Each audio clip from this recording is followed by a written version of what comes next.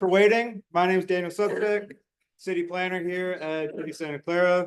The reason that we're here is for a scoping meeting and environmental review meeting, as well as the applicant's outreach meeting. So we'll start first with the scoping meeting and the environmental aspect. And we'll introduce our CEQA consultant, Patrick. And we'll start out with what the project is. So here's a brief overview of the map of the project. We'll have one apartment structure here with a 7-story garage. The apartment structure is going to be about, the apartments will be about 316 in total, and there'll be about 400 parking spaces in this garage. There's also going to be a public park that the applicant will deed to the city, and there'll be some reconfiguration of the golf course. All right, so here's what that project looks like without me talking about it. Review of 316 apartment units, 7-story parking garage, 407 parking spaces, reconfiguring the existing golf course and the dedication of that parkland.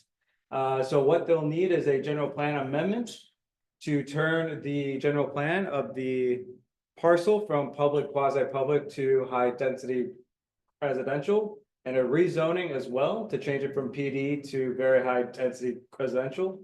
They are proposing one single waiver, which they are entitled to, and they are dedicating 1.77 acres of that public parkland that we saw right over here, corner of Saratoga and Prune Ridge Avenue.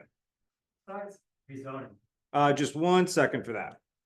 So here's what the project timeline has been so far. This project has been in the works, but we're still far from any choices, any public hearings. So at this point, it was started with a pre-application in June 2022, and then has progressed slowly but surely.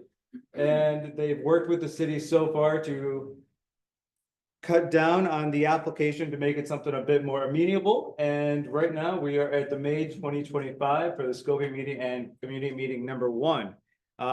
There could possibly be more community meetings in the future, depending on how the public reacts and things going forward.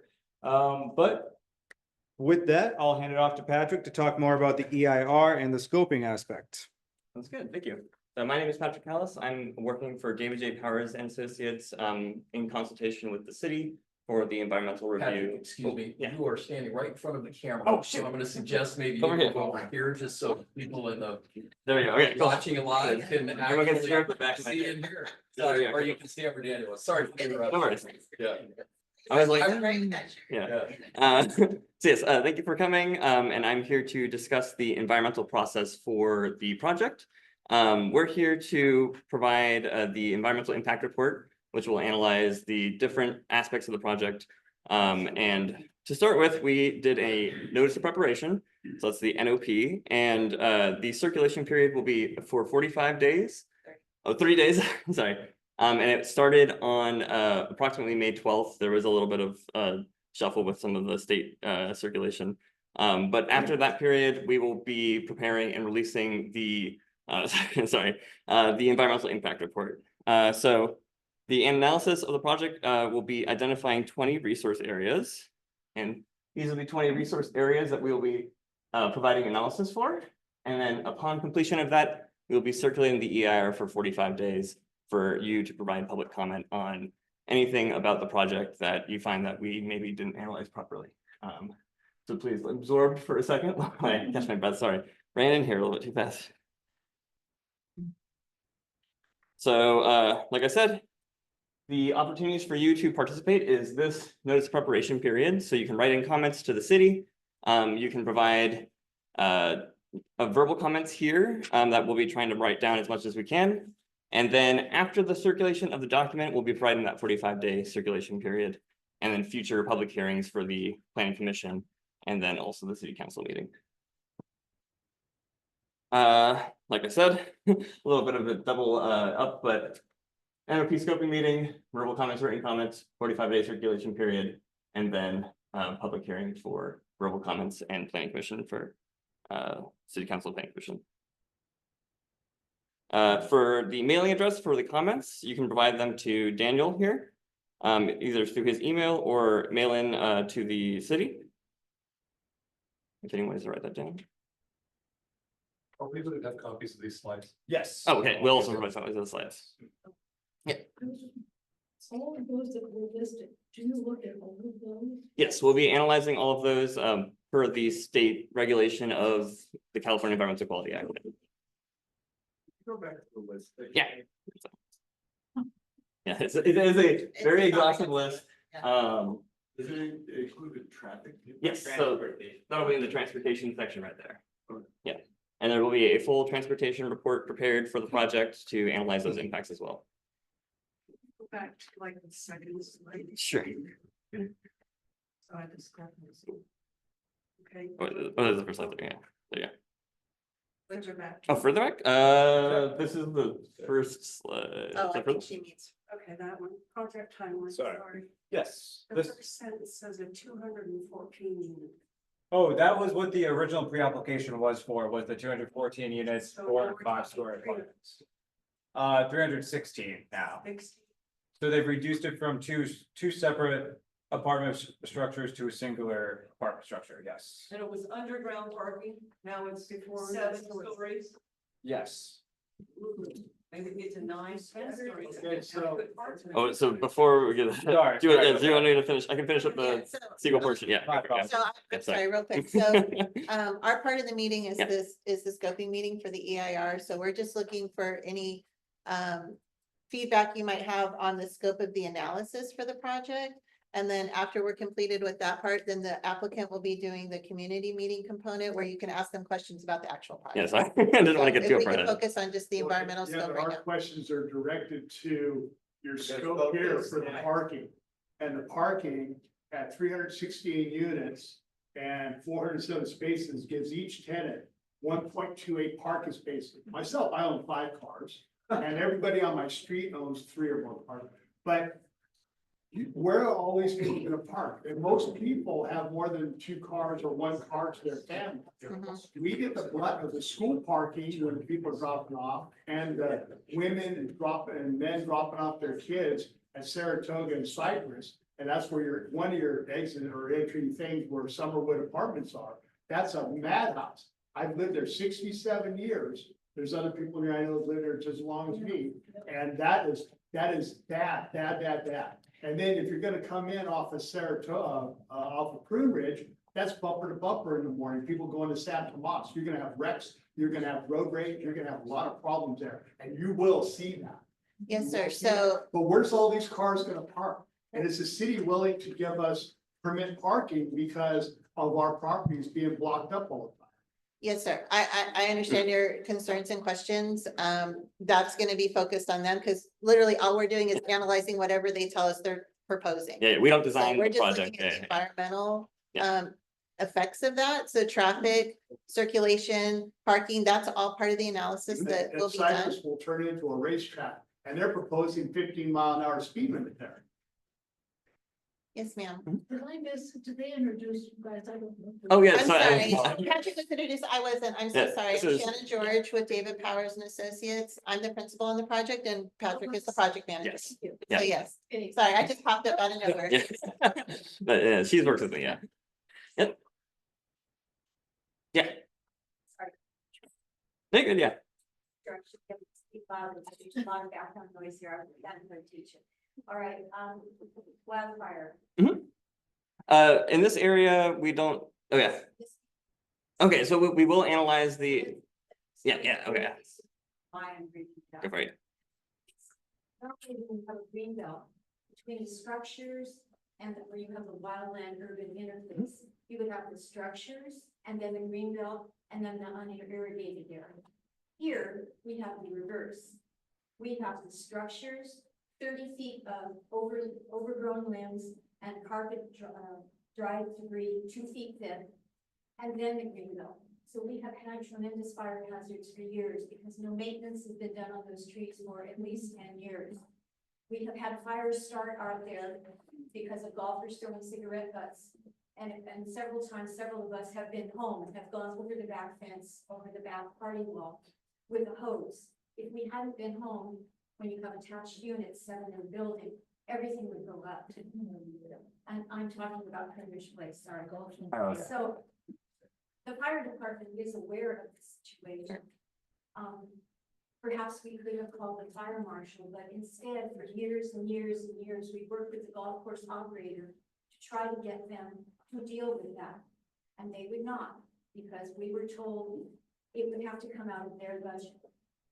Our property managers historically, year after year, have done this. And I have correspondence of my own, reminding the board, that goes back 10 years. This maintenance stopped shortly after they took down 17 heritage redwood trees without permission on a Friday morning. They brought in the large cranes on the balloon tires just after dawn. It looked kind of odd. I was heading off to school and I heard the noise. And during that morning, the trees came down in large lengths. That's what you do in the national forest when you're harvesting lumber. So a call was made at my request, I got a call from home, to Jennifer Sparacino, who sent out code enforcement and planning, who ascertained that there were no permits for any of those trees. So all 17 came down without permits. So my point here is trees came down without permits. Other areas have been ignored and we have fire hazards. Something is not right here. And this needs to be addressed as part of the plan for the golf course, and the golf course is attached to this project. Right, so as was mentioned, some reconfiguration of the golf course is going to occur as part of this project. And what we do with our analysis is we look at the existing condition. And then we analyze the difference between that and the project. And then if we find issues, we determine what measures need to be taken to rectify those issues.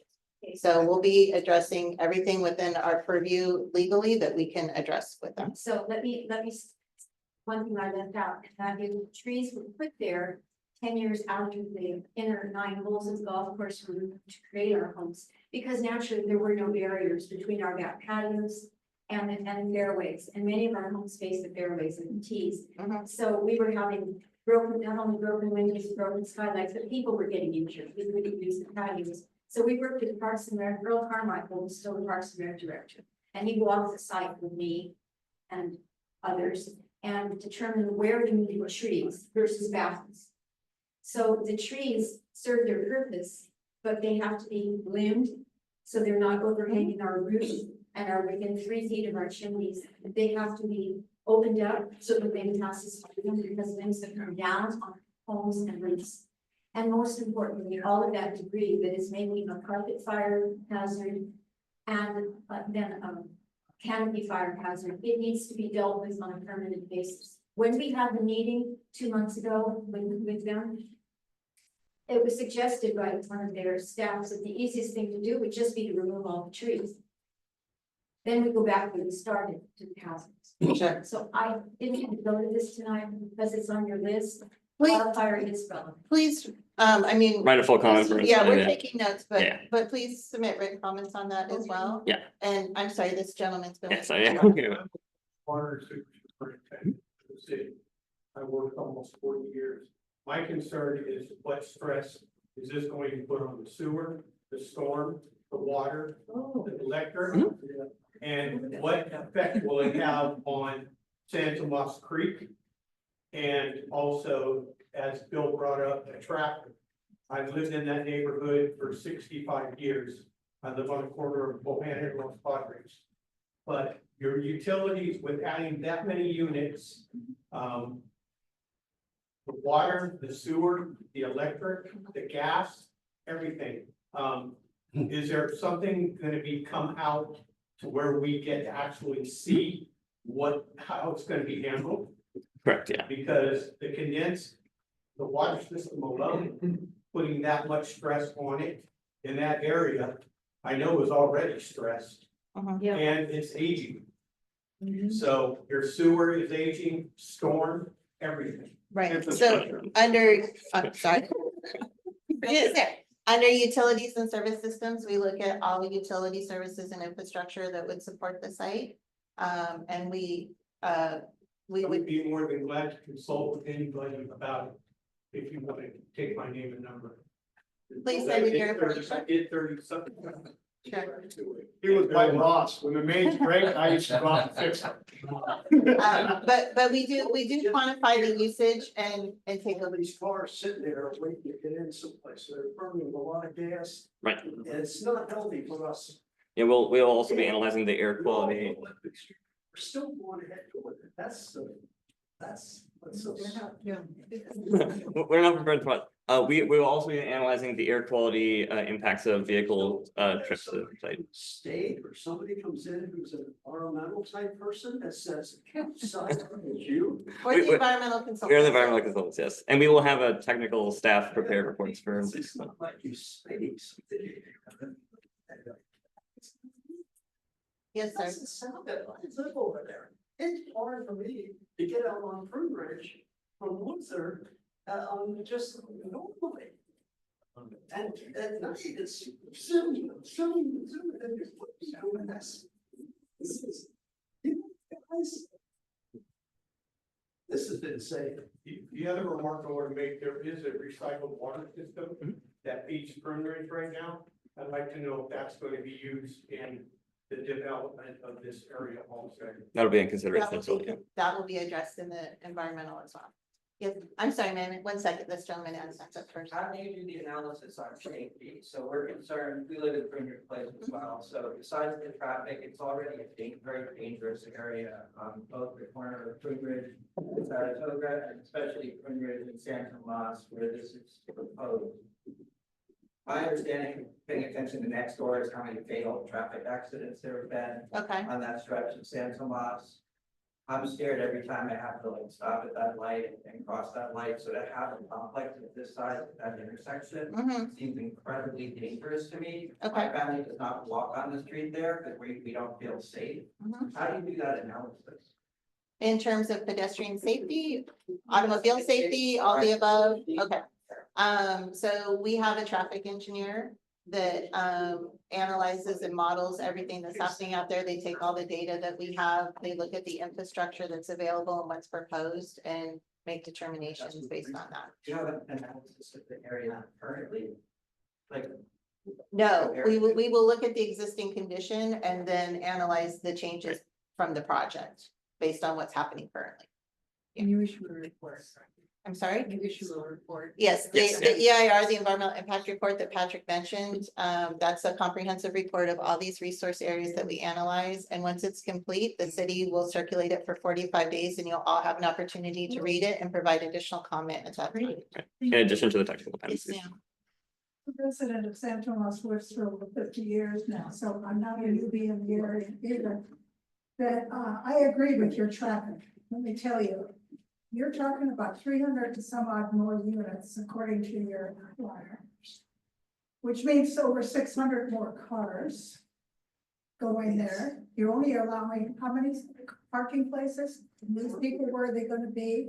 And where are they gonna go? Most of them are going up Fern Ridge to Apple, or they're going down San Tomas. Have you gone down? I mean, even Pomeroy is a disaster. Whoever made that? Left turn. Anybody who's going to the left is gonna turn left anyway, but to make it into a one road, it takes you 3 stoplights to go through Lawrence Expressway. Now you've got 600 more cars going through Lawrence Expressway up to Apple. It's gonna be a nightmare. The Alameda is the same way. If you wanna go from the Alameda over onto John Heading, it's 3 or 4 stoplights before you can get through. Because if you're gonna make this a one road, Prune Ridge into a one lane, is what you're proposing also. Now you've got a real disaster in that area. Hey, what about the One bicycle? thing, so you're going down to the horse and buggy thing, and where we're a one lane road with what the present traffic is, like you're saying, it's horrendous right now in Prune Ridge and Saratoga. And then you're putting 600 more cars on top of that into a one lane road. You can't do both. You can't have both. The one lane and 600 more cars. It's just not feasible. And you're talking, everything you guys are all saying is so true. The other stuff that's involved, the smog, everything else is just horrendous, you know. You've torn down St. Mark's, that's gonna be a townhouse. You tore down on Saratoga Avenue, and that's that nice brick building that you tore down there for apartments. You tore down, Harry's Hot Ground, that whole complex is. That's San Jose. Stevens Street and Saratoga, that's all apartments. You know, we've got enough apartments in that little tiny area that I'm speaking of, Winchester to, Lawrence, let's say.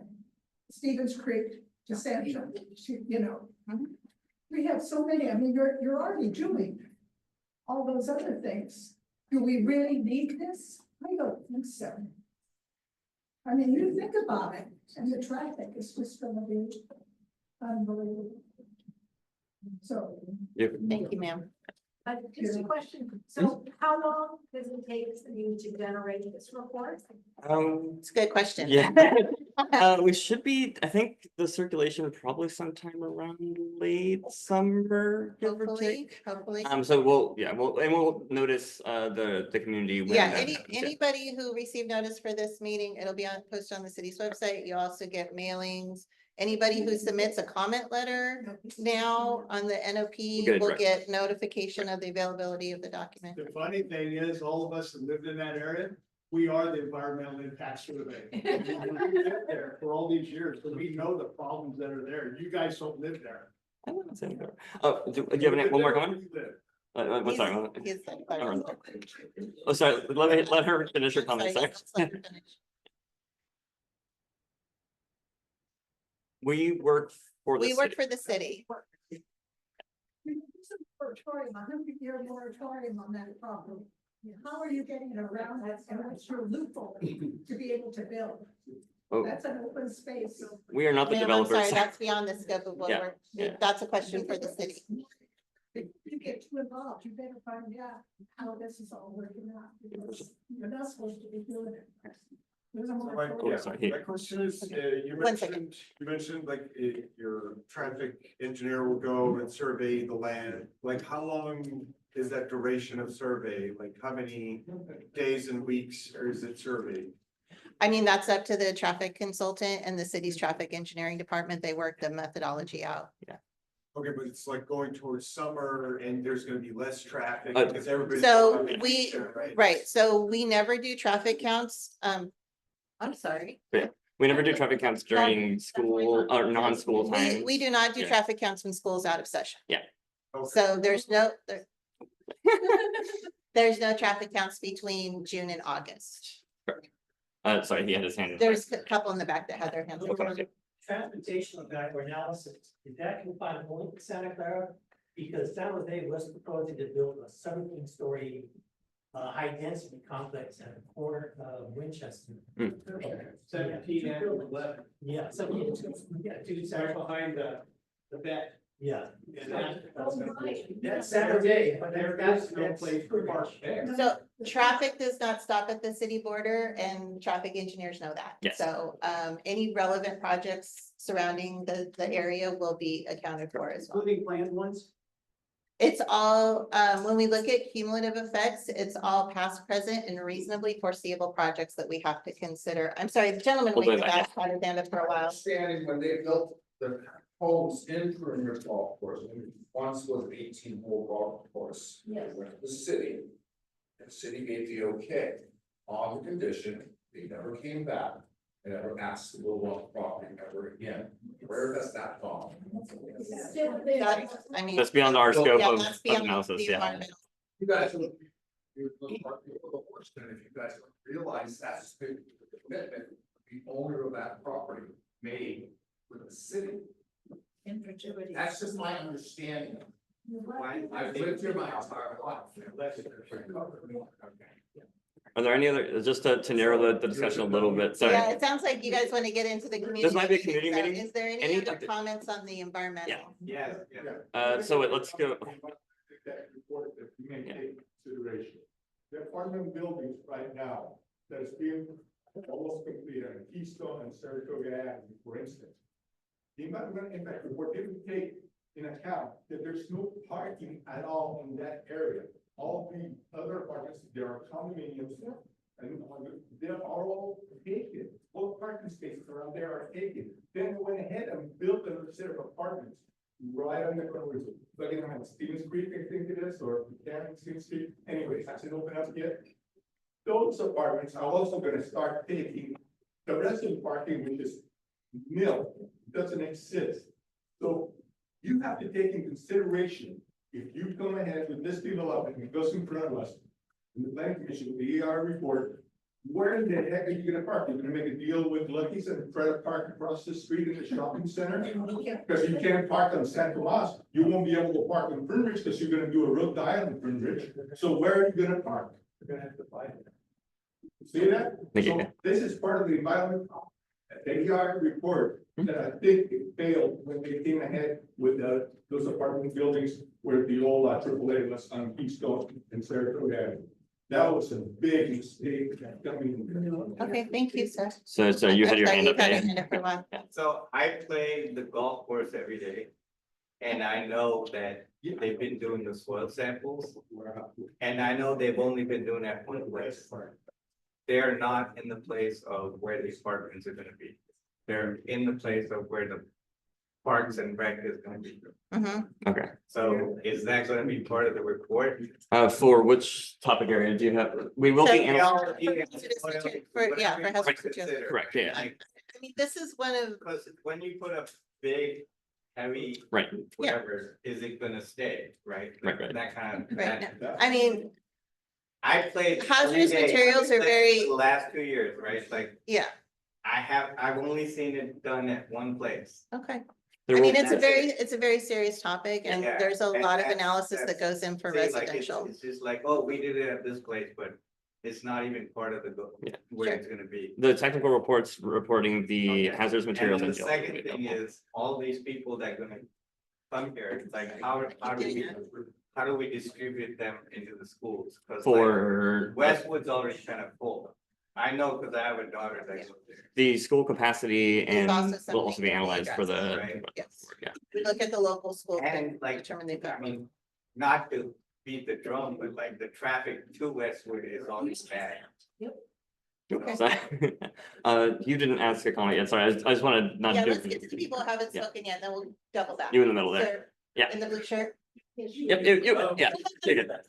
Just a quick question. I live in HOA, Prune Ridge, and we have, about 79 units and approximately 30 guest parking units for Mhm. visitors, designated for visitors only.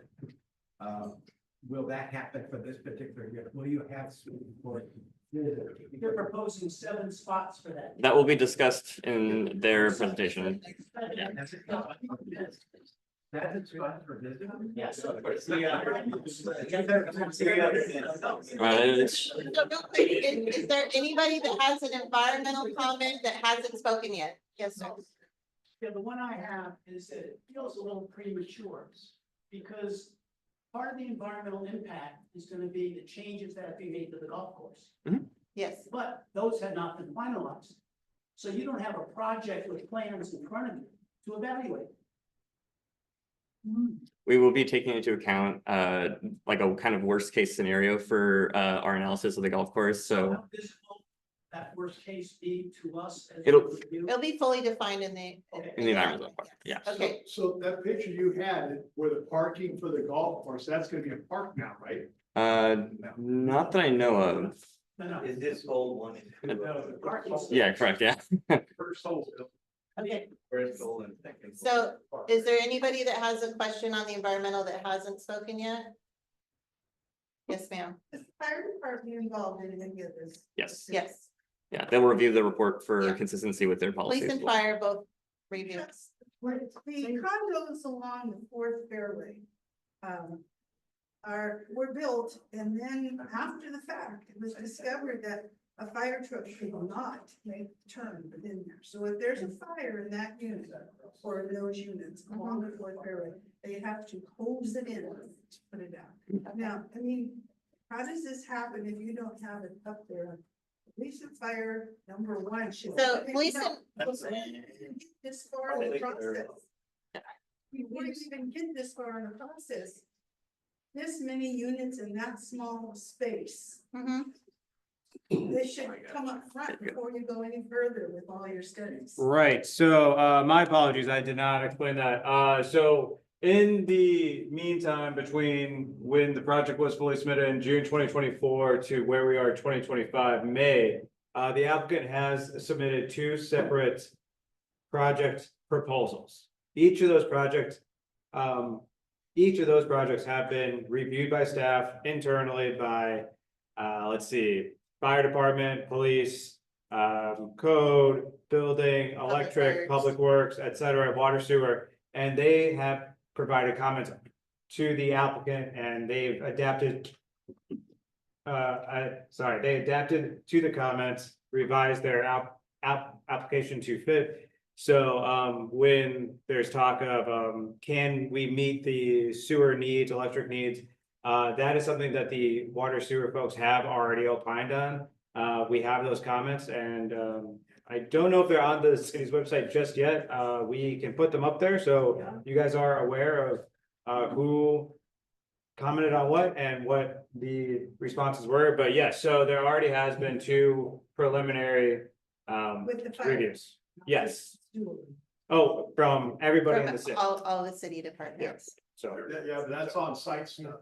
You're gonna be dumping into already established older infrastructure that might need to be upgraded for the. right, so on-site and off-site. So when we're talking about on-site, we also talk about the laterals that come from the public street side onto the private property. So there's a little bit of We have that. to look from at the us. full capacity of the Mhm. system to support the project, particularly in this case because it is a general plan amendment. So there's actually more analysis that we have to do than we would for a standard project. So it is about 6 o'clock. I don't want to Yeah, I don't- shortchange the Yeah. applicants. I know that they have a lot to say. More stuff online than. Yes, the city has two separate web pages for this project. One is strictly a environmental page that will show everything that from the EIR to the NOP, et cetera, et cetera. The environmental impact report and the notice of preparation. Yes. As well as a separate webpage that's strictly about what the applicant has already proposed, what they've submitted. And for example, this meeting here will be on the city's webpage. It's being recorded now and any of your comments will also be And I'm there. sorry for all the times So- I popped in front of the camera. No, what I Uh, mean keep is, forgetting. And there's people that wanna ask questions. Oh, online. Oh, Oh, shoot. yes. Okay, yes. We can accept those. Yeah. Yeah, and then just for anyone else who has written comments, please submit them to Yeah, Daniel. please submit all your comments to Daniel. We will get all of those comments at the end of the NOP circulation period. And then we'll review all them as we're developing our analysis to ensure that we're addressing everything that is within the purview of us to be able to analyze based on your question. All right, so. And the written comments there we can also accept it, yeah. All right. Okay, is there anybody online that has questions regarding the environmental impact of the project? Raise your hand. I see two, but- All right, we have one that's iPad guest. Feel free to unmute and ask your question. Hi, this is David Buxman. I'm a resident in Prune Ridge Place. And my question is, in the last 5 to 10 years, how many high-density complexes have been actually built in the area of Santa Clara City? That's a fantastic question. I don't have that for you. But if you want to put your name and email into the chat, I can definitely have that question answered for you shortly. It might not be today, but it could be tomorrow or Friday, if that's okay with you. Oh, Levi Stadium. The second question is the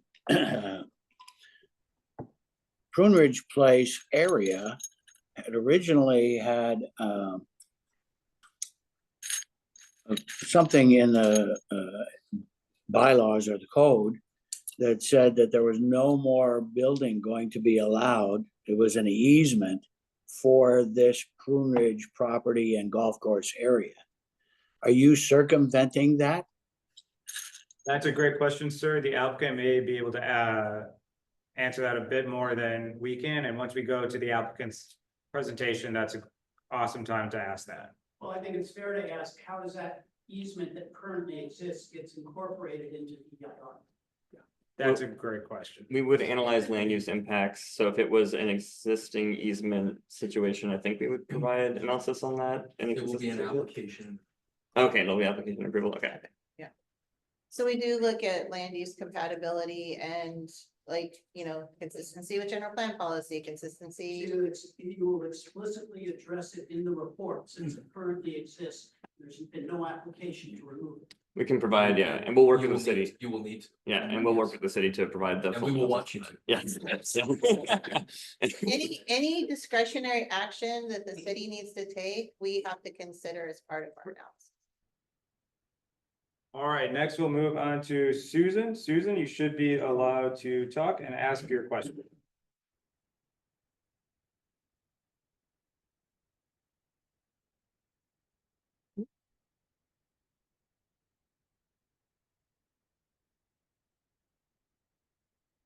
Susan?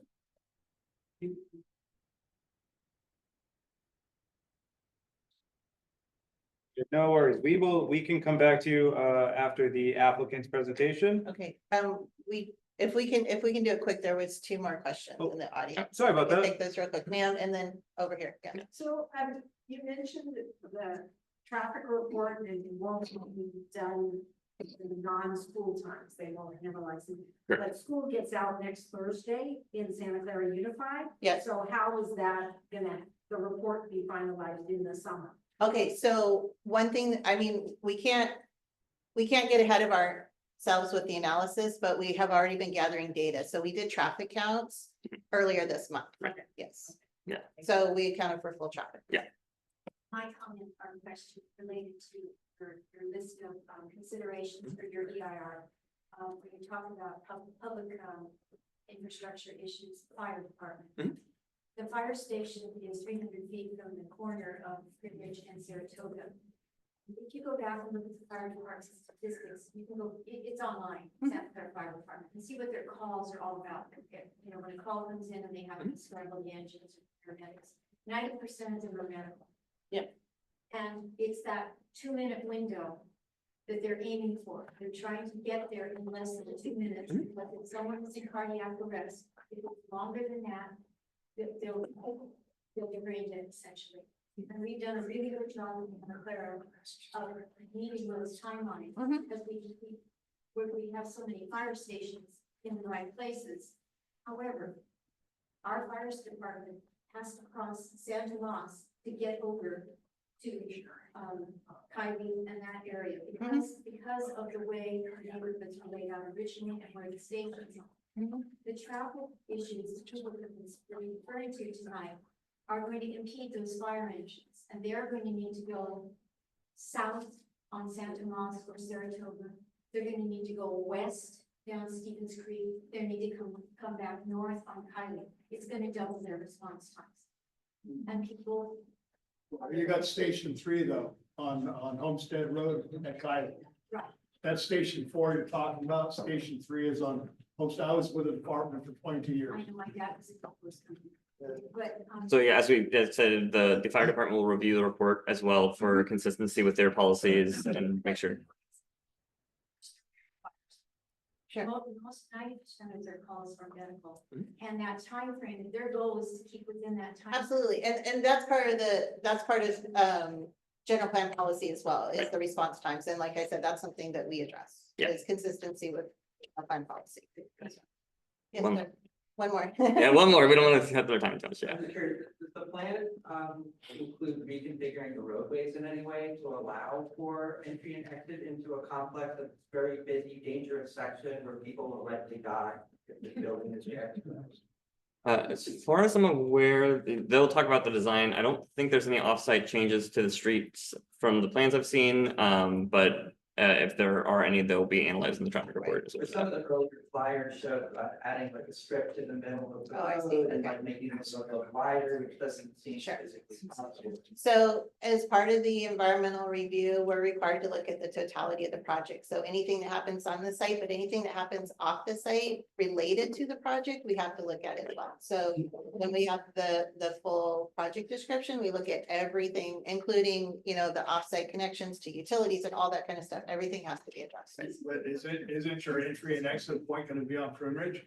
I'm sorry? What, your entry and exit point is on Prune Ridge by the golf grocery store, right? Mhm.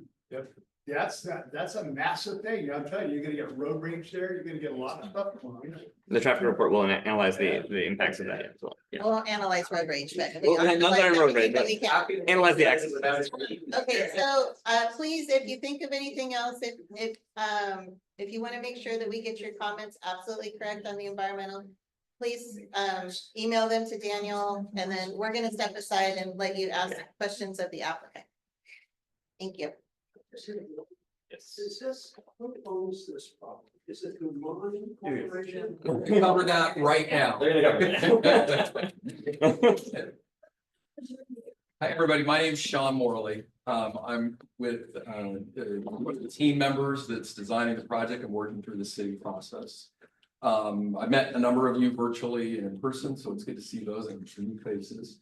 And for those in the audience tonight watching virtually, we've got Demon Partners, the Demon family, has owned the golf course since the mid-70s. Charles and still do. And still owns Yeah. it today. Charlie is here as well as Mitch McKenzie and Kathy Demon. Maybe they can just quickly introduce themselves, say a little bit about Demon Partners and the family, and then I'll walk you through some more details about the plan, some of which addresses a number of the questions we've gotten. And then, of course, I'm sure everybody's going to have a lot of questions for us, and we're happy to take them this evening. But Charlie, go ahead. Yeah, I am Charlie Demon. I've been working for my family company for about 20 years. My father founded the company in 1961 or two, about when I was born.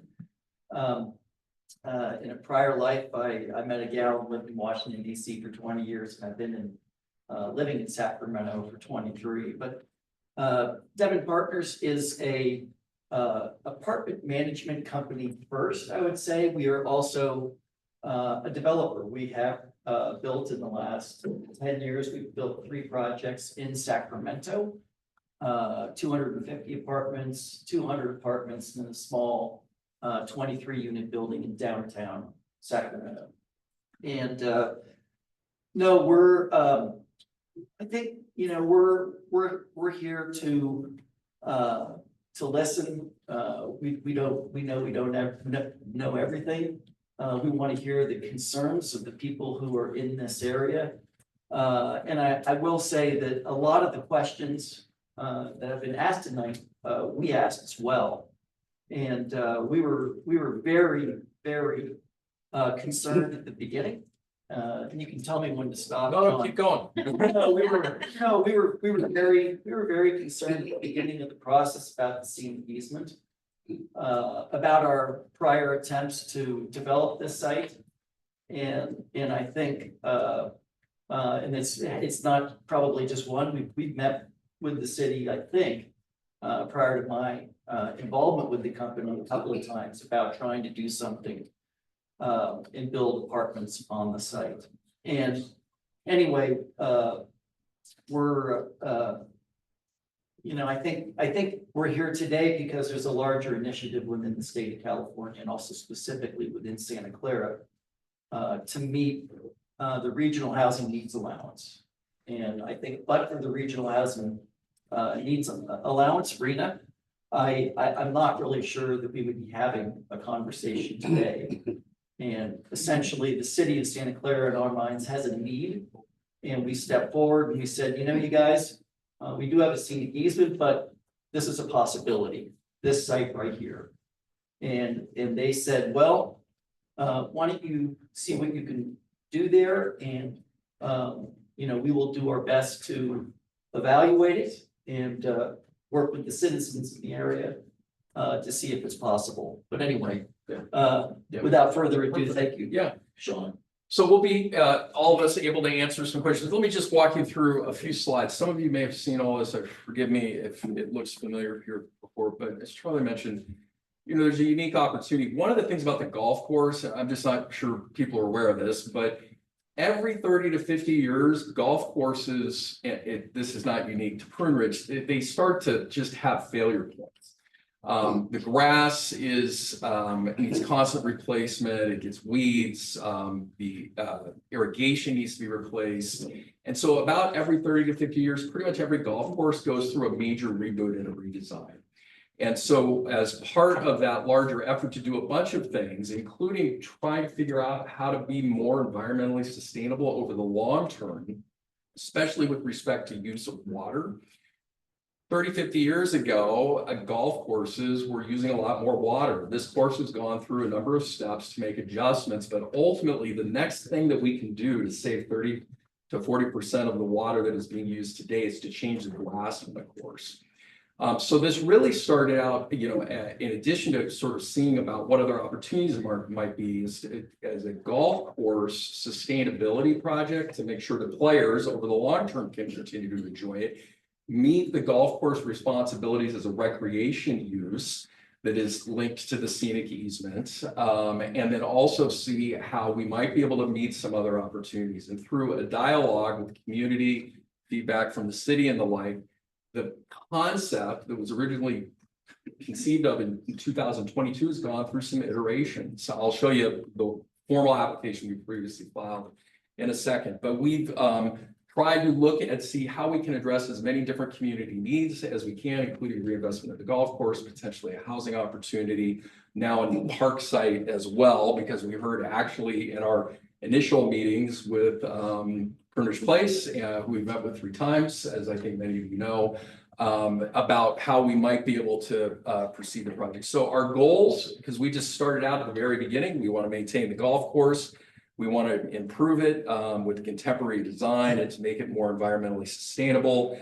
We want to be able to support the city's mixed-use planning goals in the area, create a new housing opportunity and now a public park. And create more diversity of housing opportunities in the neighborhood.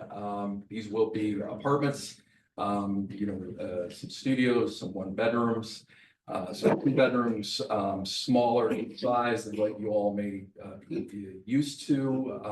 And we think that there's a need and an opportunity for that in the community. So we're proposing a modern golf course and residential community. I'll get into some more of the specifics here, but you're seeing on the left our master plan and then our rendering of the project. But this was the original project we proposed last year. If you can see in the area here, we had 2 buildings, with about 324 units. Those were 5 stories, but they had 2 stories of parking below ground. That was going to require us to dig not 1, but 2 really big holes. And from a construction standpoint, that's really challenging. It's also super, super expensive. And we didn't think ultimately, as we started to look at it after we went through an initial round of comments with the city, as well as hearing from a number of community members, we tried to re-envision what we might be able to do. We created an opportunity to move to a newer master plan that doesn't include, it will include a revision to the golf course layout with a hole realignment. I'll show you a more detailed plan of that in a second, but the golf course is the brighter green around. Here's the 1 residential building, and then the green highlight is now where we're proposing a 1.77 acre public park that the Demon family would dedicate and fully improve for the larger community's benefit. We are proposing not to make any changes to the driving range or the clubhouse. It is going to, though, we're proposing a 316 unit apartment complex. It's 5 stories of residential. The parking structure is in the center and the units are wrapped around it. I don't know if people are aware of this. It's called a wrap apartment, but essentially you drive into the parking lot. If you're living on the 2nd floor, you drive up to the 2nd floor, you get out of the garage, And then you walk into a hallway with your unit on it. It's much more livable and friendly from a resident standpoint than getting in a garage and taking an elevator up. It's also much more efficient and it's shorter to construct, so it just has a lot less environmental impact than potentially digging a very large hole.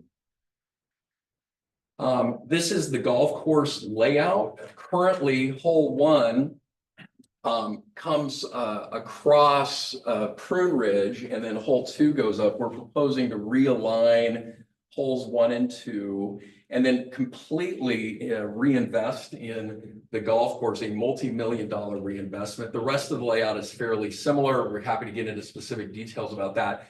We have a very detailed plan today about the housing development. We're moving forward now with a more detailed plan for the golf course and the public park. And that will be forthcoming as we continue on in what will be a, many month, if not more than a year process from where we are today. As we mentioned, we're going to be putting in new drought tolerant grasses, starting to use even more recycled water on the site than is being used today. Our expectation, like many other golf courses in the area, is that we'll be reducing water by 30 to 40%. And Can you back up and talk about the 2 units or the 4 units you just said? oh yeah, so when we originally proposed the project last year, there were 2 buildings. There was a building right here on Prune Ridge and another one right here. The new design has just 1 building. It's a little different scale, sorry. 1 building and a public park. We've kept a public, nope, not park, a park, or not parking, a park. And that's right next to the driving range? It'll be completely separate from, but yes, right next to the driveway, right on Prune Ridge, right on the So corner. you're gonna hire fence so the balls will come over. So we expect that we will likely propose, we're analyzing it now, is slightly higher netting. Have you ever On the other played side, the Yes. the 9th hole? You Yes. realize how many balls are on the hole? You have to use a colored ball, otherwise you'll never find. How do you get in and out of that? Yeah, hold on, guys, time out. Just give me, I got 4 or 5 more slides. You're asking questions that are just right ahead of us. Let me just get through it. Okay. Let's get level set, so we're all talking about the same thing. And then we can ask a bunch of questions. Does that work for everybody? Okay, because if I start jumping forward, then wherever you guys will be jumping around in slides, and I think it might even be a little bit more confusing. Okay, so we talked a little bit about the golf course. Here is the residential and the park plan in more detail. The housing on the left, the park on the right, Prune Ridge is right here. The main entrance comes in right in the center, and it's aligned directly across the from the commercial center across the street. Some of you may have seen in the earlier iteration, I think it was mentioned, we actually included the possibility of a signal there. We don't control that. That's ultimately within the city's purview. We thought it might be something that would make sense.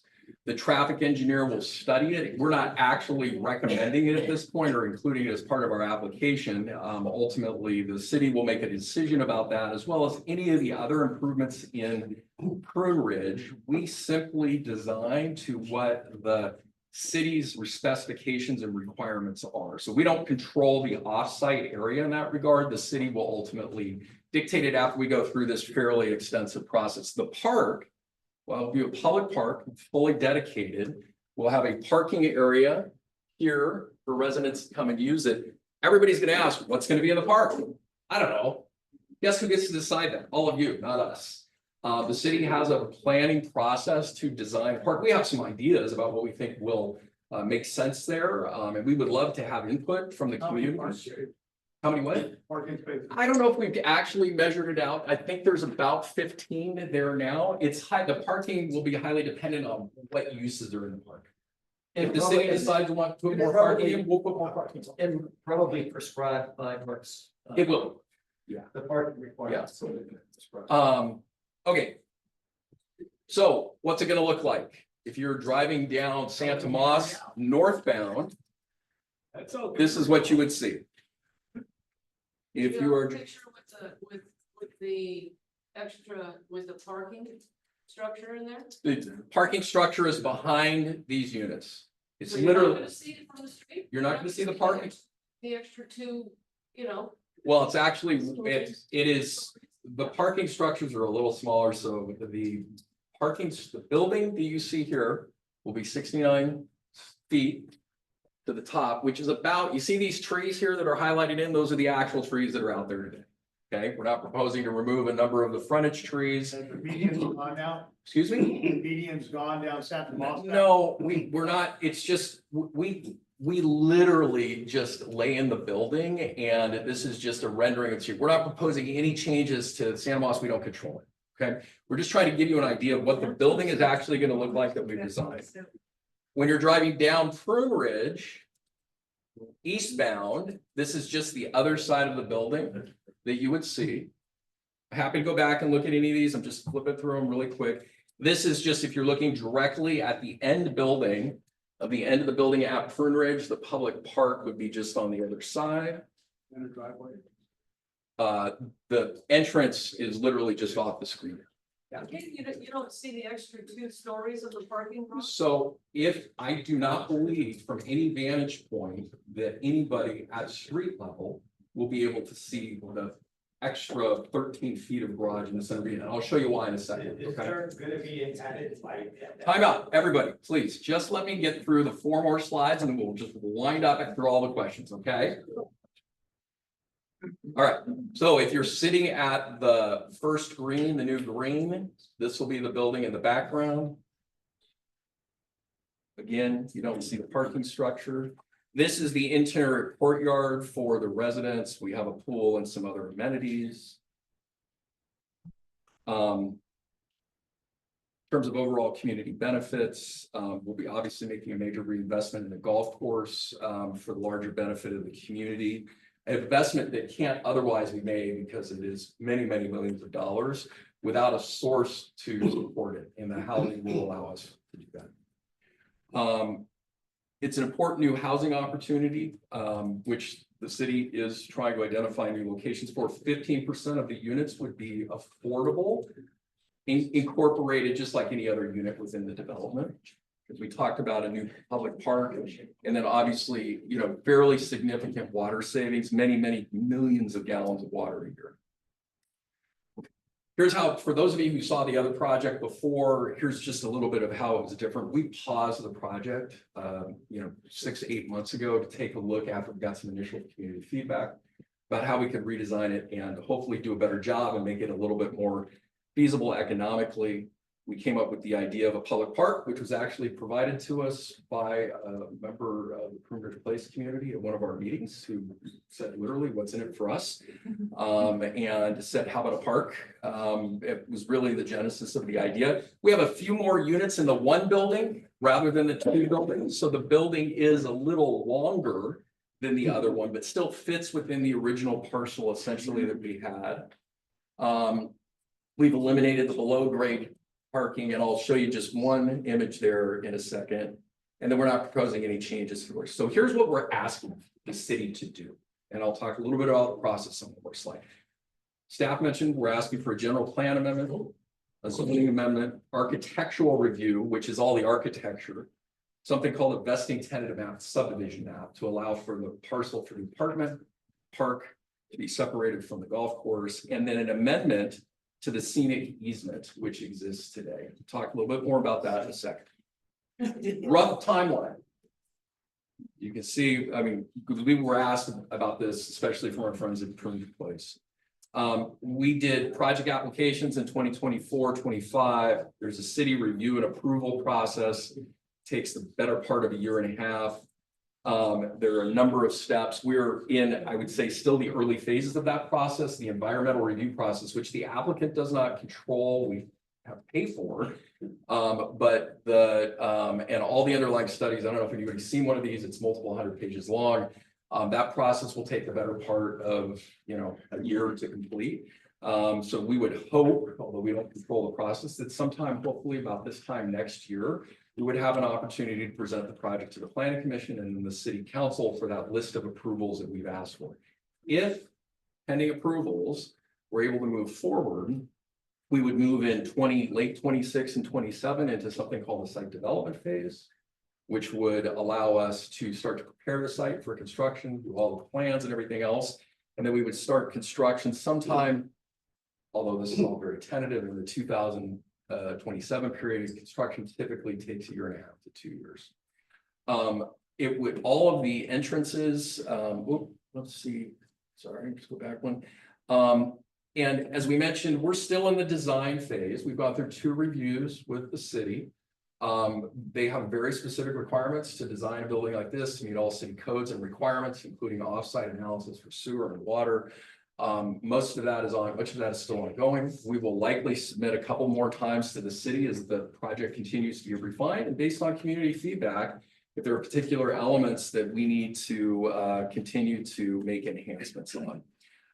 Again, we don't control the timeline and process, but we have, been asked many times, what does it generally look like? So I wanted to give you some feedback about what that might be. And the city will obviously be creating an entire EIR moving forward. That I don't think anybody's going to have a huge interest in. I did want to talk a little bit though. Let me just go back because it's one question we got, and we can open it up to questions about the parking. Sorry, let me just find it here. The parking garage. This is the first level of the building. People will enter in off of Kern Ridge, come through here, enter into the garage, and then it's just a circle that goes up on each floor. So again, if you're living on the 3rd floor, you take the interior parking garage. And so there are residential units all around the edge of the building. The parking garage is in the center. It's like a donut hole, right in the center.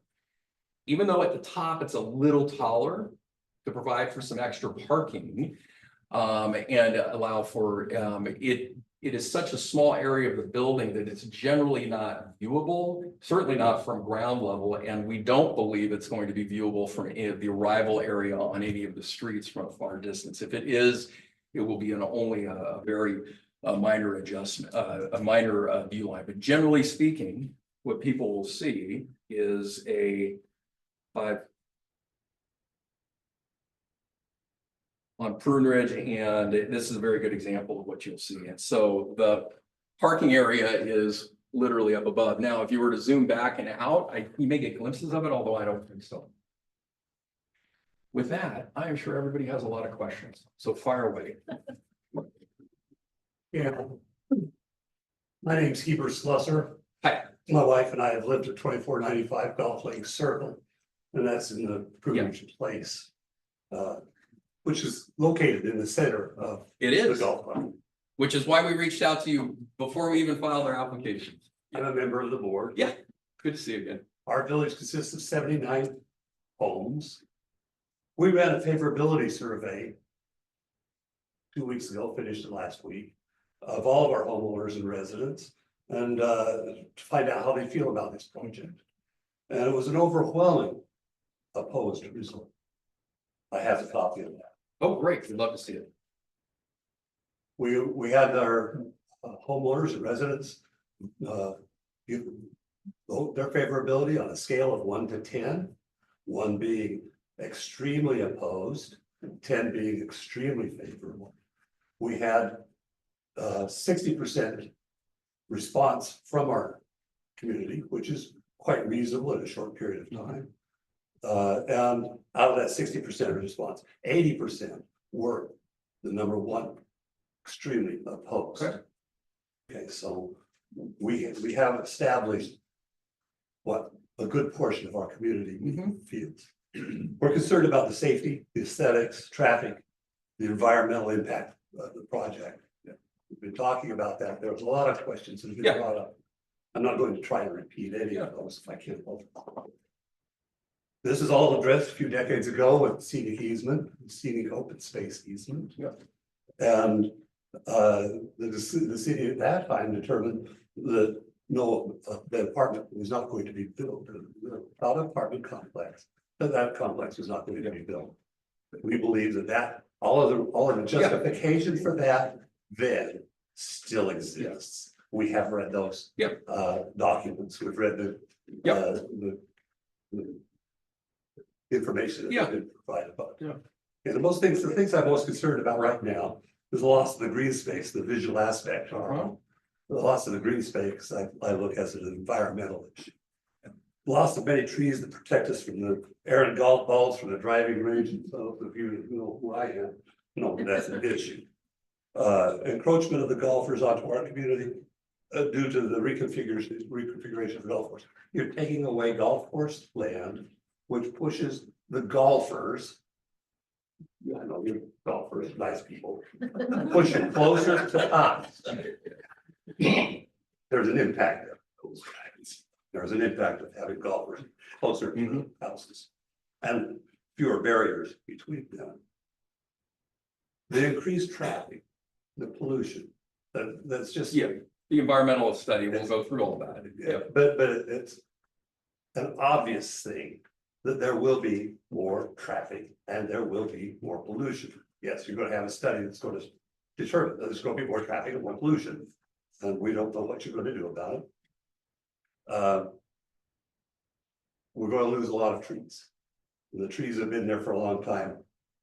I heard Michelle talk about trees that are not maintained well, but still green trees have aesthetic value and an environmental value. So the proposed projects go to reduce the green space provided by the only golf course. You said neighboring golf courses. The only golf course in Santa Clara. That's it. That is true. That's it. Absolutely. It's the only golf. Yeah. So you're going to reduce the size of the golf course effectively. And it seems to me that there is plenty of unused parking areas, lots in Santa Clara, and errant shopping strip malls that would be more appropriate for building high density housing than take up a whole green space.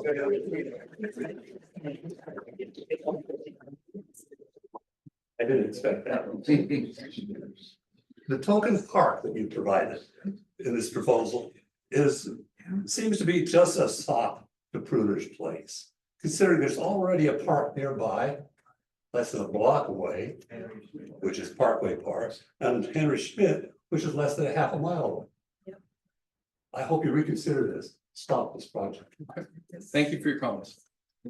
Let me talk a little bit just about the scenic easement, and which has been referenced, and there was a proposal many years ago to potentially consider some housing on this side as well. It's been long considered. The easement exists, and at the time the Pruner's Place came forward, the Demon family entered an agreement with the city, memorialized through a scenic easement, to preserve the course.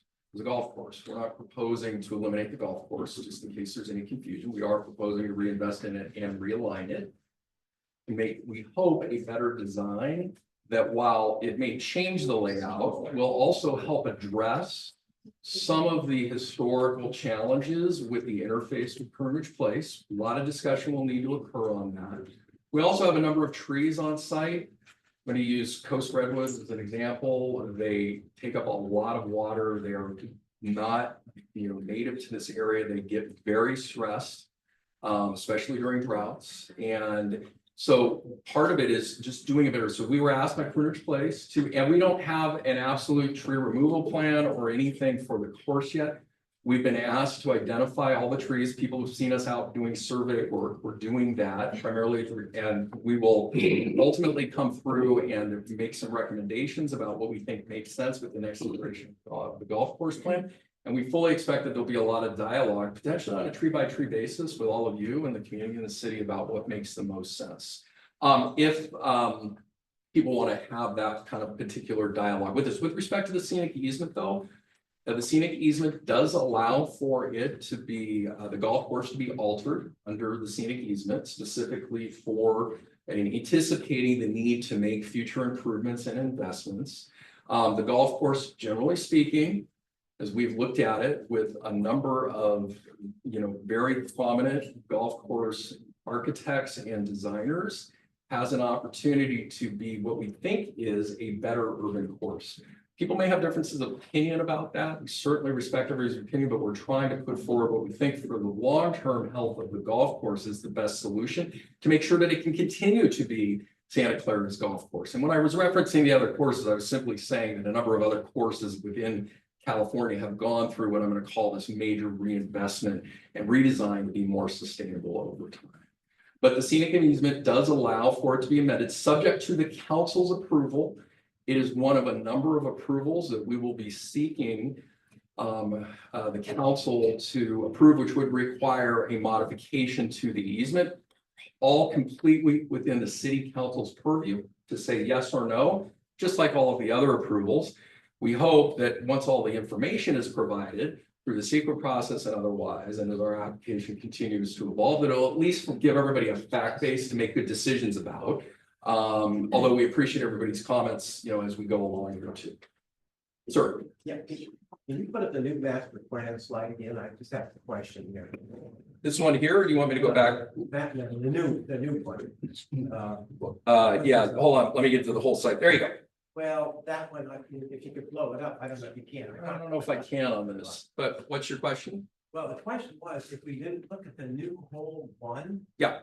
The little red line there. Yes. And, I think there's, and Heber mentioned, I think there's 1,800-foot redwood trees right in that red line. So basically, because they're threatened in a drought situation. Right along here. Right, so they would come down basically, but not in the dead of night like this happened before without permit. So they would all come down to make that red line work, okay? So basically, because they are stressed in a drought situation. But by adding 316 apartment units, that's gonna save water. Talking about with respect to the water used on the golf course, there are many, many units of housing built in the city of Santa Clara. Just hear me out. I hear it, but it's a bit of a flip comment, and I'm just trying to provide some basic information. The department will certainly use water. There's no secret about that. The city has a water supply plan, and we will have to fit within it. And I'm not suggesting that somehow, the course is going to solve all water issues, but generally speaking, people like to see golf courses use less water. I hope you would agree with that. But it's recycled water. Oh, The city has, according to their website, 40+ parks. Okay, 40, one golf course, the only golf course that's took the last one down by the stadium. Exactly. All right. They had put in a plan to recycle. Lots of red. Hold on, folks, we have too many people talking. The gentleman has the floor. Okay, so Central Park is very large, one of those parks, and there's a lot of benefits. Just to answer a question for you, there is a recycled water service already at. And we will likely be tying into it and extending it. That's what I'm saying, those redwood trees, sacrificing those redwood trees and you're using recycled water. I don't. Yeah, yes. That is the point, because recycled water will kill redwood. Oh, okay. Cannot use it. Not, We and did so, the cemetery, we put a recycled water main in, we had to cut it down. All the redwoods had to be fed with domestic. yeah. And all A the. couple of other things trees about the are- redwood trees. First of all, there is a likelihood with the new course alignment, although this is still at what we call a master plan level, that some and potentially all of them may be proposed for removal. We have identified with respect to the housing project with particularity along Santa Moss and Prune Ridge, there where we would propose to take out trees. We will get to that same level with the golf course. How many? We've heard, I don't know what our final number, we'll look it up. I don't have it here, but there are a number of trees that are being maintained. And there are a number of trees that are coming out with respect to the housing site. With respect to the golf course site, I understand that there is a deep interest in preserving all of the trees on the north side of the driveway, which is I think what you're referencing. And we are going to go through an exercise to try to figure out how many that we can preserve. And we hope that you all will join us in a conversation about that. Yeah, one last comment. Yeah. I just noticed. I'm going to let you get one last comment, then I'm going to shift it to somebody else. See on number 3 and number 7. Yes, They both tend to, they're sharing the same green. yes, And apparently that's done. it's a cool thing. Yeah. Yeah, so that's modern, bring it into the future. It's actually one of the oldest golf courses in the world. Okay, St. so Andrews. that's just bringing it to the future, share the same green. Yeah, just don't be hitting on the same green at the same time, these two people. Yeah. No, there's gonna be a lot of fights. Okay, gentlemen in the back, and then we'll come to you. The dual plumb building, Excuse me? has any thought been given to dump dual plumb buildings?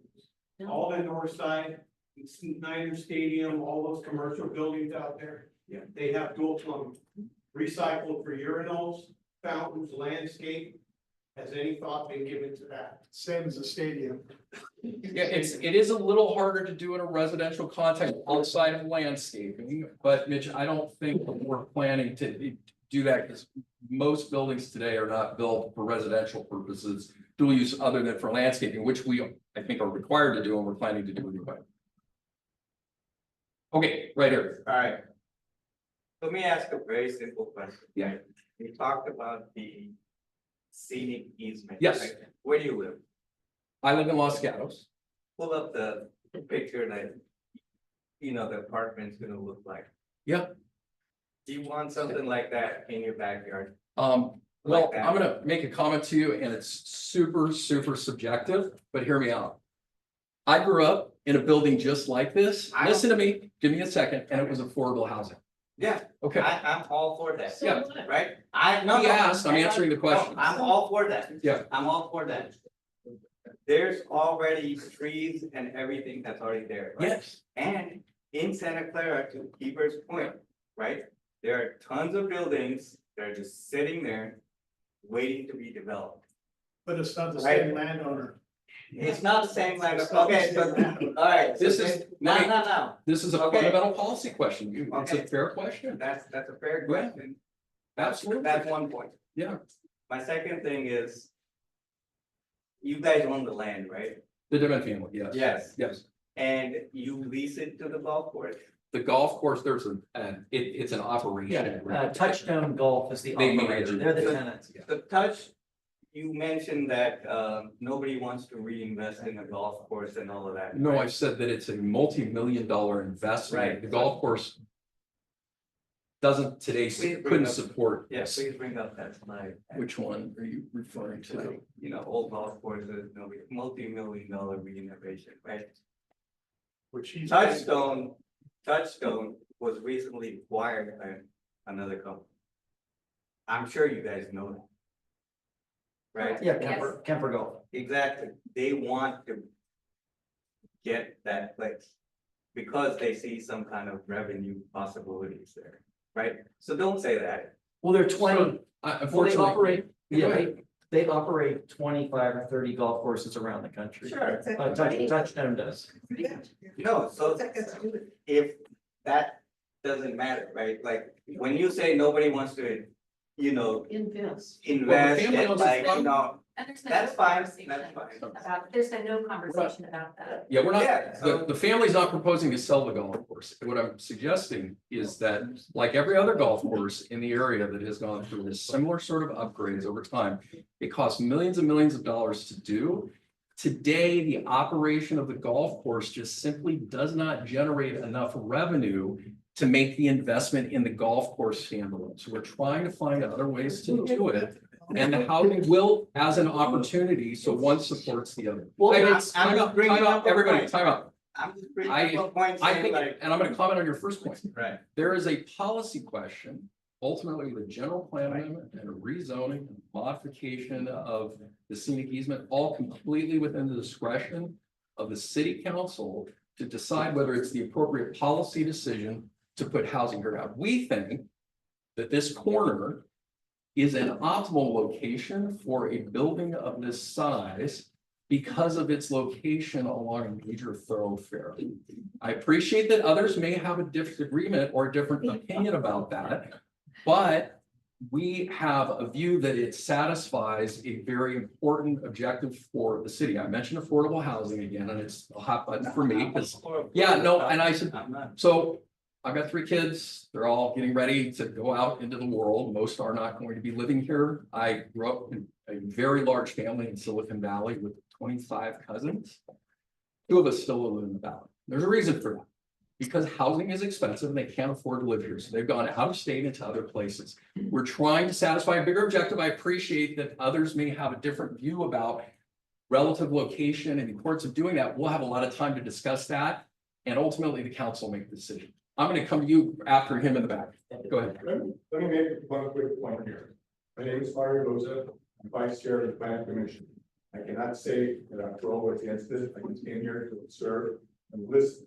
But one thing I want to commit that I'm really, I'm excited about is how many people showed up to this meeting. Absolutely. And how many people show that they care. What I'd like to see is you come when this comes to front of the planning commission, bring pros and cons and discuss it in front of the commission.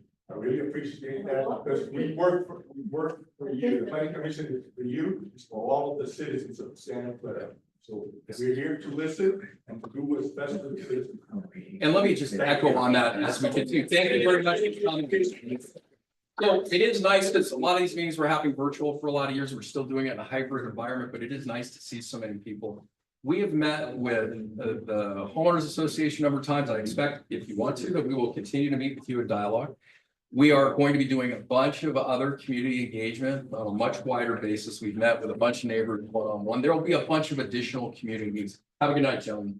And you know, so we do expect, although we've mentioned, we will be hosting more of these meetings on a larger basis, as well as if anybody wants us to come and talk to your individual neighbors or look from your house, we're happy to do it. Okay, we've got a comment. Wait a minute. Okay, I'm sorry, you're next. You're right. Go ahead. I've met the owners, they're very nice people, nothing personal against you guys. A lot of us lived here all our lives in town here. I'm sure the golf course is gonna be way nicer than it is now when it's done, because of the money you're gonna put into it. The only concern, and I think I can speak for a lot of people here, is we know that the parking is not gonna be sufficient, because we know all those cars are gonna be more than one car. So at least two most of the time, and that the parking situation and the traffic is the main thing here. Okay, and we don't hold that against you, it's just that we live here, we have to deal with it on a daily basis. And with the school and people dropping their kids off, blocking our driveways in front of our houses, this is gonna add to it, because they're gonna have, like, she said, like about 600 cars or you know, to that, and you can only accommodate about half of them, so those other half got to go somewhere. You know, and that's what we're concerned about, the traffic and that, but the building looks nice, it looks like on the El Camino Real, and like I said, the golf course is gonna be nice, and the park will be nice, it's just, we're concerned about the parking and the traffic. That's the main, I think that's the main thing a lot of people. I appreciate you clarifying, like just one quick parking. I mean, the traffic is going to be studied extensively, not by us, by the city. So parking, many projects throughout Silicon Valley. In fact, San Jose doesn't even have parking requirements anymore. Obviously, Santa Clara still does. We are proposing to meet those standards. We're not proposing to, as though many developers do, park less. We are not projecting that we will have 600 residents. I appreciate. No, I'm talking about the cars. Yeah, I understand that, and I generally just equate car per person, but you know, I appreciate the comment, and I think we have seen some developments that have had very limited parking where some issues have popped up. In greater Silicon Valley, I don't know the specifics of the individual ones that, you know, but thank you for your comments. I mean, we're not against the people, we're just worried about the day-to-day thing. They're very, and so that's what the city's development review process, the CEQA process is for. We don't get to make that call. All we get to do is propose something.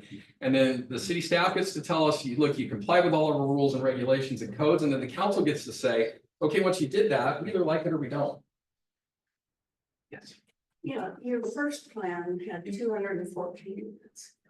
What was it that made you decide to reconfigure it? Yeah. With 316, that's 100. It was an early conceptual plan. We didn't actually submit an formal application on it. It was an early design, one that we ultimately thought wasn't going to be sufficient to support our larger plan for the golf course, and frankly, meet the design objectives that we hear from the city and the development community makes sense. But I appreciate you probably like to see something of that scale. Better off with 214 units, are we not? Yeah, I think it was actually on a bigger footprint. So, That's fine, you've given us a little park. Big well, deal. yeah, forgive me, but generally Yeah, we've got a speaking. five-story building out our backyard. I understand what you're saying. Okay, right behind. Well, unfortunately, I can't, we're not gonna change our application at this point. We're very comfortable with what we're proposing, but I appreciate that you're sharing that you would like to see something small. Is that a fair comment? Or nothing at all? I'm gonna go right behind you. I have a question for your family. Now, your Yes. father was the owner 40 years ago.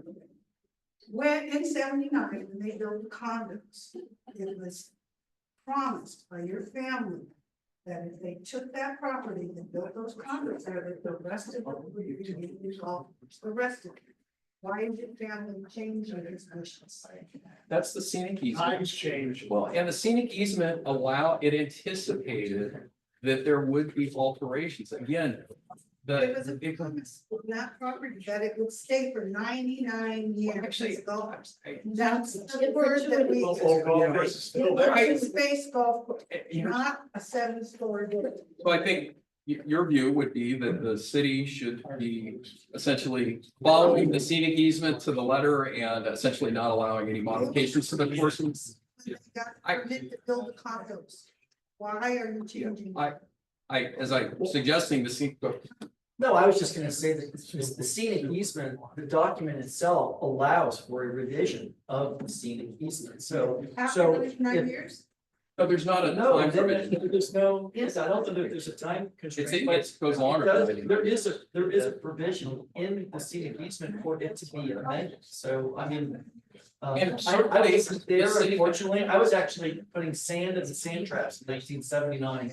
On the golf course. Sacramento, and this is happening here. Many of the family members live in the I area. mean, yeah. And so let's see, we're happy to take your comments, but I want to also just focus on questions because I'm trying to make sure that we just all have a level set fact base about what is being proposed. Appreciate that people may have a lot of opinions about what it is, but hold on, we've already had a question for you. Let's go to you. Of course, it's the yard now. The golf course. Do you guys remember, We can get you that. it's a little shorter. You're- Shorter, you make it. We're, You're 300 yards, 400 yards? we're at least a whole shorter, we'll get you the yardage. We have a sheet that we've submitted that has the different yardage.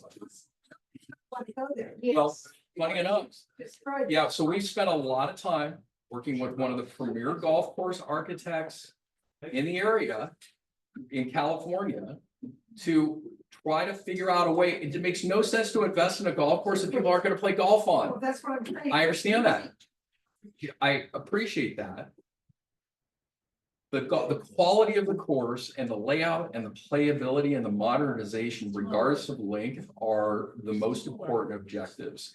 And in a lot of places, that can be accomplished by making the course longer if you have the land, or potentially even making it adjusted to make it a little shorter. We appreciate that people may have a different opinion, even on the golf side, about whether our plan is the best solution for that design.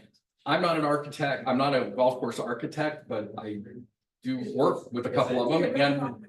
And so I'm just going to use an example. There are some other 9-hole courses in the area that have gone through similar sort of adjustments. And they, for playability and modern playability, and I think the new designs are being well received in the community. Name one. San Francisco Golden Gate. That's. Well, I'm giving you an example. It's the Bay Area. Look, gentlemen, I'm not here to argue with you about it. I'm trying to express to you what our rationale was before why we designed it. Okay, so hold on. I know, but we've got a number of people who have. So now you're focusing this, and what's it gonna be when it finally comes around? I'm sorry, what? I said Santa Clara promised a golf course over by Levi Stadium, never happened. Yeah. Okay. After the tour of the current one. We lost one. Well, that's past my pay grade. This is gonna have a pitching match, not. We've got a question over here from somebody who had a for you. Question about the parking structure.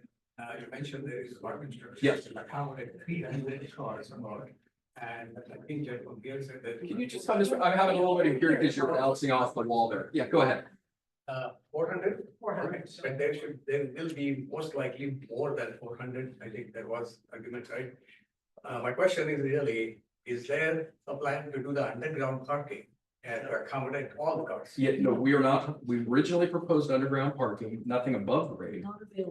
We are proposing now to move all of the parking above grade inside this internal parking structure, which provides about the same number of parking spaces that we were originally Why proposing. not underground to accommodate everybody? So It is economically infeasible in Santa Clara County, but I'm sorry. plus it's economically infeasible to build parking in today's world.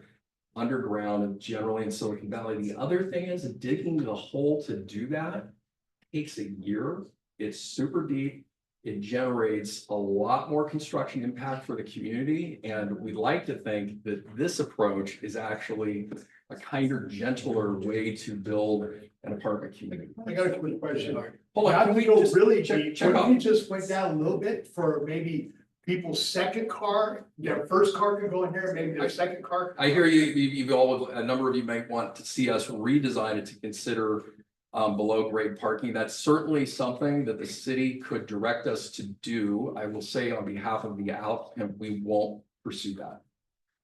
So I'm just gonna, a couple of other, because we're providing what we believe is adequate parking for the, I appreciate people may have a difference of opinion. And hopefully the study that the traffic engineer is doing to take that. Let's get a new question. Yeah. Okay, so.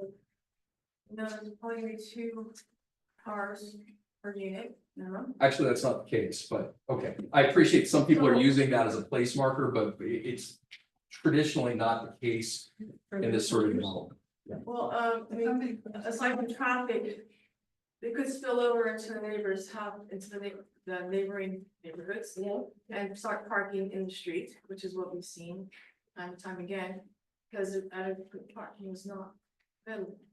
So how do we prevent that? So we have to provide the parking that the city tells us to provide. If the city tells us we have to provide more parking, then we will have to figure out a way to redesign the project to do that. We believe that we are providing adequate parking to meet the needs. I appreciate that there are people who have a difference of opinion about this.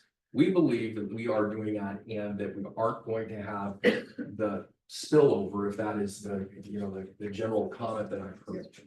Well, that's what I said in the beginning, like the Levi Stadium and the parking, which this would be you. To do permit parking for so many streets in, like Levi Stadium, so you don't have outside people taking up and blocking our stuff. For sure. And that would be the city doing permit parking for us to do. Should I want to be really mindful. There are a number of voices here that haven't been heard. As much as I appreciate your comments, I just want to make sure that we give everybody, at least for the applicant's point, a chance to make a comment or ask a question. Let me go to you right here. I've heard that there are 7 visitor parking slots. Is that correct? That is what is proposed on the exterior. I don't know that we have any on the interior parking. It's not that far. Maybe it's useful to talk about uncoupled. That not everybody. No, they're talking about so we recognize, and we've heard the comment, and I can't, we're gonna go through, we've heard that people would like to see more visitor parking. Well, And yeah, so I think that I'm not sure that that is an accurate number, but I think generally speaking, people would like to see us provide more visitor parking generally. We've already been asked to look more carefully at that, and we're in the process of doing that through our next design iteration. So we'll be able to hopefully show a more declarative number of spaces. Okay, let's go here. So we haven't heard. How big is parking lot gonna be for the golf course? What do you mean? It's the same. The golf, we're not proposing to make any changes to the golf course parking, not a bit. So the golf course will function essentially exactly as it does today, you know, with the layout adjustment, but in terms of how you enter, where you park, none of that's gonna change. Oh, hold on one second. Okay, you haven't commented yet, go ahead. So visitors probably just park in that parking lot. No, I don't, we don't expect that they will. I mean, it's quite a distance away and we're planning to self-solve parking on our site. As many design apartment developments like this have occurred and worked very successfully. Hold on one second, because you've already come. Go ahead. Good to see you. So I've been trying to listen and process all this and kind of look out to your early on slides. So I wasn't aware, perhaps I missed something, that your original proposal that you took to the city had 218 or 215 units. It was an early conceptual plan. Yeah, it wasn't a formal application. Right, so what, if I'm hearing what you're saying correctly, I'm being the teacher here, clarifying and summarizing. If I'm understanding correctly, the cut point for you to have enough profit from construction that you can then use to reduce. It was a different product type entirely. It was more, we were using more land for housing. And we ultimately decided that it was going to be better to use a smaller footprint of land for housing. That's not the question. Yeah, so we never vetted it out. It was an early design. Yeah. Sure.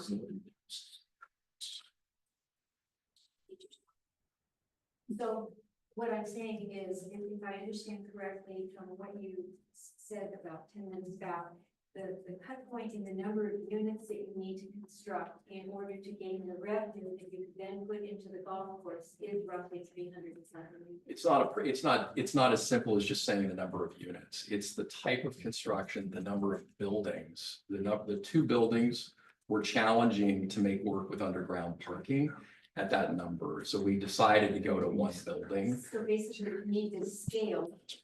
It's not necessarily the scale, this type of, we were fitting into a construction type, which is called a 5-story building with wrap design. And this site efficiently supports that from an operative standpoint. And so we tried to look at it and say, okay, now that we've got about a 3.5 acre site, what is the appropriate design level that we can get to it? And this is a pretty standard construction type that is pretty efficient to build. So yeah. An alternative wouldn't be viable as far as wanting to redo the golf course because of the investment as well. The additional investment in the golf course, which is many, many millions of dollars, the project needs to support that as well, because they go together. And the public park too now, which are major investments. And so we haven't worked through a final pro forma or anything. I couldn't tell you where there's a break point on a unit. It's typically by construction type, but we're really comfortable. And the difference here too is Devitt Partners on the land, they're going to build a building, they're going to own it. They're going to be your neighbors like they are now for a long, long time if this goes forward. And that's actually what.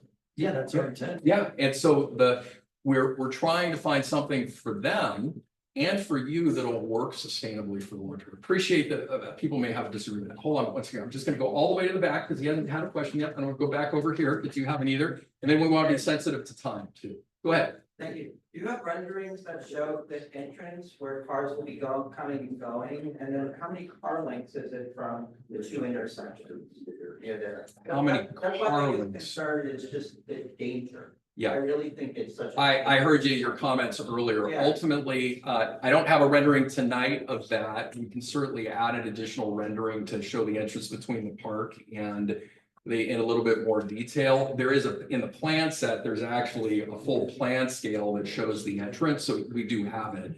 And it's been submitted to town. Ultimately, that's a transportation engineer and design thing. We think it works, but we don't get to make the call on that. It's the city standpoint from safety. Safety distances from intersections are part of the assessment. And then there's a standard distance. There is, Yes. yeah, as well as visibility, considering obstacles like trees or other, road furniture, things like that, that might be in the way. We looked at all, we great. looked at all those things when we did it. We take our best shot and we say, we think we've complied, but ultimately that's the city professional development routine. John, you had a question back there. Yeah, first to note that a question, when upgrading the golf course, just lighting in the parking lot is really, really bad. Oh. At the back end, it's pitch black and you're also taking the cars out and stuff. And then if the project does go forward, you plan on hiring local, so you have local workers that have the trades that have apprenticeships, or you're gonna hire non-even little regular workers from out of state. Then also we'll the park, we'll all strictly park for the project. The apartment across the street. We have not, they're going across. we have not gotten into construction planning in detail about, we're in best case scenario, 2 to 3 years away from Just throwing construction. that out there, just. Yeah, no, I hear you. These are things we would love to have the opportunity to focus on. but we probably won't until we get through the basic entitlement piece, but there will be a very detailed construction management plan, including where all the workers are gonna park. Typically for a site like this, once it starts going up, because you can't park people on site, right? We'll probably have some sort of transportation program to move workers to the site from some remote location, which is done on pretty much every project. You can be cranes and stuff like that, these guys, what you're just saying, it's gonna be a nightmare. Okay, hold on. I'm just gonna be all the way in the back. You've got multiple people who haven't spoken yet. I appreciate it. I'll come to you, but let me just get the people who haven't asked the question. My name is Anita, I'm part of the privileged place community. One, the general information, you did mention in your presentation that the public park was an input and you're taking care of it. So similar to that, there have been many concerns raised in the past, either from your reviews or from the previous meetings. Is there a place where you consolidated the information as to these are the inputs or questions or concerns raised and these are the action items from that or these are proposals? Is there a place where you've summarized it that you can share with us? So the city has, they provide us, we submit an application, they provide us comments. We provide a bunch of feedback back in a formal submittal and then a letter that involved. We've gone through that process twice, probably go for a couple more rounds typically. That's really the most formal documentation, I think. Daniel, our planner here, he's gonna put it up online. Yes, of course, we all want to do the right thing for taxpayers and other stuff, right? So you keep mentioning that this project is also intended for taking care of the investment needs in the law. So I'm just trying to hypothetically ask, what if scenario? I hope we are all able to settle on something. But what's the alternative for funding the law? It would continue to operate in its current condition, which will include small investments over time, but not an opportunity to do a comprehensive redesign in a way that is multiple millions of dollars. And so that will, over time, continue to create stress for the golf course because it is very heavily utilized. And it will, so you'll have more days that shut down, more irrigation breaks. It's just, it's a challenge over time. It's just, we repair them, but it's a harder operation. So it's just like a house at some point in time needs a major remodel. Just to keep up with code and modernization. Golf courses are the same way. And so, but we don't have a way to fund it. Is that a fair assessment? Yeah. Okay, so I'm gonna go to the gentleman in the back who's had his hand up, and then we'll come to you. Go to you, and then we'll probably call it. One last comment on this guest parking. Yeah. I mentioned before, we have 79 units and approximately 30 guest visitor parking. Plus, a lot of the driveways can handle 3 or 4 cars. So certain times of the year, Christmas, Thanksgiving, whatever, dark, all those slots are taken. Okay. Visitors coming over, it's like, in my mind, I can just visualize something here. Across the street from this development is a big shopping center, lots of parking. Lots of parking. I think a lot of people would be tempted to park in that parking lot and run across 5 lanes of traffic. Yeah. To go to the units, okay, with little children in dark of the night, and it's that death march. My guess is, I hear you loud and clear. Yeah, I hear you loud and clear. I don't believe, I understand that. I do not believe that we are proposing anything that is anyway. I understand it. And I'm just suggesting, I hear your comment. I've heard it a couple of times. The transportation folks are going to study safety and traffic. We don't get to control that. We don't make the call. Right. If the answer is it's not safe, then the city's going to say, don't approve it, right? You're dealing with human nature here, okay? And I've tried to should go down the crosswalk, okay? Many times, maybe 3 times in 20 years, I've gone right across that street. So would you be in favor of a signal there? Is that, do you think that's Go down the signal, yes, and that I can't imagine. No, mid-block. Down the signal and run. Oh, a new signal? I don't know. I mean, that's, if you're talking about safety, that's typically the way cities deal with safety. Well, They put a mid-block signal. That, and we mentioned a couple times, during the morning, okay, the traffic comes from Highway 17 and it comes down Prune Ridge all the way over to most of the traffic. Some goes down San Tomas, but it goes all the way over to Lawrence Expressway. And these aren't people that live in Santa Clara. And if you know, that sidewalk is 24 inches from the 2 lanes of oncoming rush hour traffic, okay?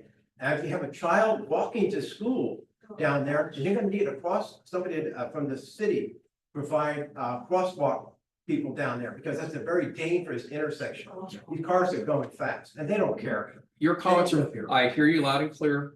That's an issue to be studied in traffic, This is but what I see. I hear you loud and clear. And I do not believe that our project is going to be creating or contributing to an unsafe environment. Ultimately, the traffic engineers from safety and a traffic flow standpoint are gonna have to, and I don't get to make that call. That's city engineers, okay? So let's go to a comment right here. So you talked about affordable housing and all that, right? Yeah. 15% of the units will be affordable. How many? 15%, which is approximate How much? 1.5. And what There's a range of affordability, basically between 50% and 100% of the average median in the area. The units look alike. You can't distinguish between any of them. It's just the units happen to have cheaper rents. So there will be 47 units that will be deed restricted affordable on a sliding scale for residents who may not have the income today to pay a market rate for rent somewhere else in the city. And I think they have to have the same interior They do. finishes. They're They're required. exactly the same, and those AMI limits are online too, so you can see, but it helps folks like teachers and, you know, everyone afford a nice place to That's live. subsidized by the government. Subsidized by us. Subsidized We by- don't get government. There's no government. They don't No. make up the difference? Dude, the development subsidizes the, And what's like? it's a requirement of the city for every project. What's a full price? We haven't figured out the rents yet, but you just look at the average rents in the area, that's probably pretty similar to what will be charged here. Will there be 3-bedroom homes? Do we have any? There's a couple. There's a very few, very few. Very few, Mostly 1 and 2. mostly 1 and 2. Some studios. Yeah, Everybody has to- I don't know if there's studios actually. Either. Yeah. So we will go in our final submittal, we may make some adjustments to bedroom counts. But generally speaking, they're 1s and 2s. Okay, so let's see. Have we got everybody's questions? Go ahead. Last question. Last comment. Harder to Yeah. get promising. Who's maintaining that part? The So, apartment complex? yeah, so we will build it. Condos for Santa Clara City. So we will dedicate the land. We will improve the park to the city specifications as designed by the community. The question of maintenance, under the city's rules and regulations, once we dedicate it, and once we improve it, then the city becomes responsible on an ongoing basis to maintain it. But hear me out. The city parks department has asked us to consider maintaining the park as well, because we have an infrastructure right next door to do that. Why would they want to maintain it if you're not giving them that property and you can't legally give them that property? Well, we're dedicated, we're proposing to dedicate 1.77 acres and improve it as a public park, so the city will own it. That's, You just said the city will own. the idea, our Yeah. proposal is that the city, it will be a city-owned park.